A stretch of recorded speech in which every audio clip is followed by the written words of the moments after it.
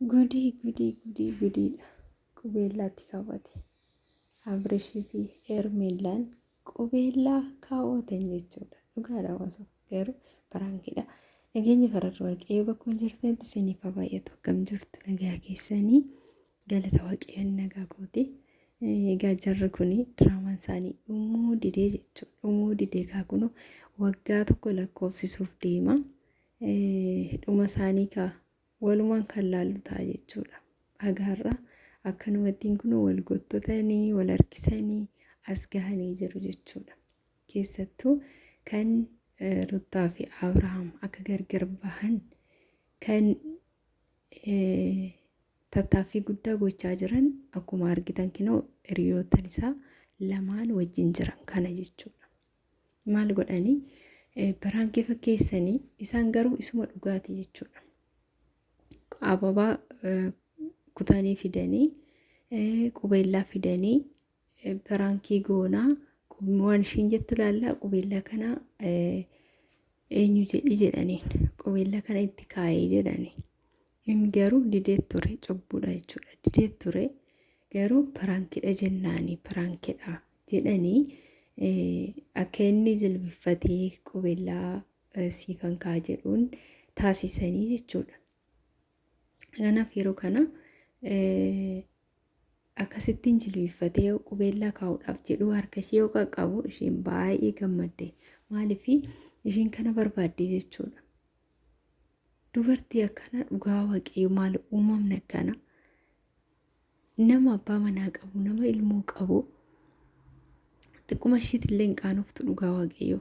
Isaan dhiisiti anatu si heeruma ana fuudhi anatu si gammachiisa anatu waa hunda si godha baqa waan isheen hin jenne hin qabdu jechuudha. Anatu si bashannansiisa anatu waan isheen jette hin jenne hin qabdu dhugaa waaqayyoo. Dubartii akkanatti dhiira kadhattu ishee qofaan argee jechuudha. Nama gaddisiisa dhugaa baay'eetu kun nama ajaa'iba kun maal nama gaddisiisa ajaa'iba. Ajaa'iba bara kana ajaa'iba jechuudha. Ka ija baastee akkasittiin ka humnumaan na fuudhi jechaanii jirti. Inni garuu daa'ima isaa laaleeti ishee fuudhuuf garaa hire jechuudha. Egaa kara keessatti maatiin illee waan kana akka itti deemaa jiran fakkaata. Adaadan Ruttaatillee obboleettiin illee dhageessanii jirtu akkuma jedhanii hiriyoottan isaa yoo didan akka mana murtiitti akka dhiyaatan bultii namaa diiguudhaan akka isaan himanni irratti banamullee beeksisanii turan jechuudha. As xanaqqaqanii turanii maal jechuudha of akeekkachiisanii jechuudha. Kanaaf isaan sirmaa itti abaasan malee duubatti hin deemine jechuudha. Gocha kanaatirraa innis isaanirraa fagaachuu hin dandeenye isheerraa illee fagaachuu hin dandeenye jechuudha. Maal godhu sirmaa fudhattee biyya biraa deemuuf illee murteessitee turte jechuudha. Garuu hin taane jechuudha hafanii jiru. Jidduu kanatti abbaan Abrahaam baay'ee lolee waltan araarsa jedhee waan dubbateef hafanii jiru jechuudha. Kanaaf ammoo akkasittiin baraankii goona maal jedhanii yeroo ishee ijarraa fuudhu qubeellaa akka isheen hin argine dhokse jechuudha. Garuu isheen caafii argitee jirti. Waan argiteef immoo kan hin argisan naaf gootu malee harka kiyya irratti naaf keessu malee kan yaaddee dhufte raawwattu malee jettee akka ishiin taate dhugaa waaqayyoo iddoo isaaniin warri ilaaltanii jirtu jedheen yaada. Akka malee taate dhugaa dubbachuuf akka malee taate baay'ee gammaddee dhuguma qubeellaa naaf kaa'a jettee jechuudha. Haara basmaaf maal uumamna akkana dhugaa dubbachuuf Ruttaan dubartii jabduudha. Dubartii jabduudha dhugaa waaqayyoo. Ji'a 9 guutuu garaatti baattee akkasittiin aara kan hunda danda'a turte. Galata waaqayyoo garuu waaqayyoo nama hin gatu. Waaqayyoo akka namaati miti. Bakka hundattuu jechuudha.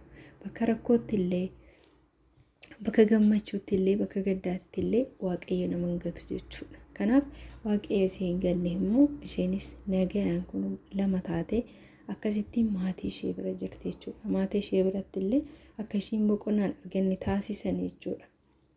Kanaaf baay'ee lolan ka obbolaawwan illee amma baay'ee lolanii jiru jechuudha. Dhumarratti garuu maatiin jidduu seenee jira waan ta'eef akka isaan araaraman immoo abdii qabna. Kiristaanaanis gahaa jira waan ta'eef dhiira waan ta'eef kiristaanaan dhiyoodha.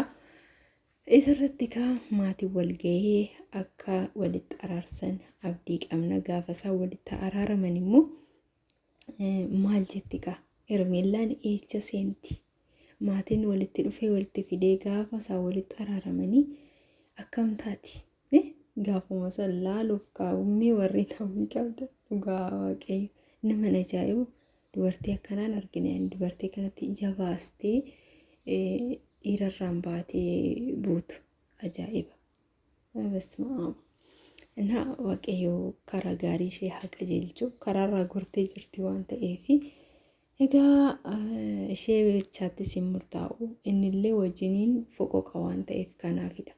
Harkifataa tirgata waliin harkifatan waan ta'eef kanaafidha. Isheenillee kan irraa fagaachuu dadhabde malee akkuma itti dhufteen osoo akka nama bultii qabu akka nama haadha manaa qabu kan dhiira tokkotti osoo fuulatti kennuu baate ta'ee akkasittiin mataarraan baatu jechuudha. Akkasittiin gwaadaa keessan seentu jechuudha. Amma garuu baay'ee abaaste baay'ee keessa ceetee jirti. Keessattuu haati isheetis keessaa qabdi jedhanii akka biyya kanarraa wal fudhatanii deemanillee keessaa qabdi jajjabeessaa jirti jedhanii baay'ee dhugaa waaqayyo nama gaddisiisa. Akkas ta'ee waaqayyo Ruutaa fi isa waaqayyo walitti deebisu. Dhugaa Ruutaa baay'ee keessisii madaa'ee jira. Maaliif kanuma argituun waanuma dhageessu kanaan waanuma argaa jirtu kanaan gochaa isaatiin keessa ishii baay'ee madaa'ee jira jechuudha. Kanaaf akka salphaatti deebitee araara didde. Maaliif inni boruus sanuma waan ta'eef jechuudha. Kanaaf dhumarratti akka isaan araaramanii tokko ta'an abdii qabna. Maatiin kara keessatti waliin dudubbachaa jiru waan ta'eef kana fakkaata. Uma gochuun hin danda'amu. Dhugaa baay'ee nama gaddisiisa. Garuu dubartoonni akkana ta'uun hin barbaachisu.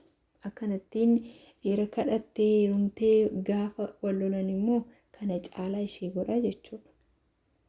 Faallaa ta'eet isheedhaa deebi'aa jechuudha. Na kadhattee dhuftee na kadhattee na faana dhuftee gaafa san kanatu dhufa jechuudha. Isheen garuu kanuma har'aa isa wajjin kaattu kana ilaalte malee boruuf akka rakkoo qabu hin hubanne jechuudha. Garuu Ruutaan dhugaa baay'ee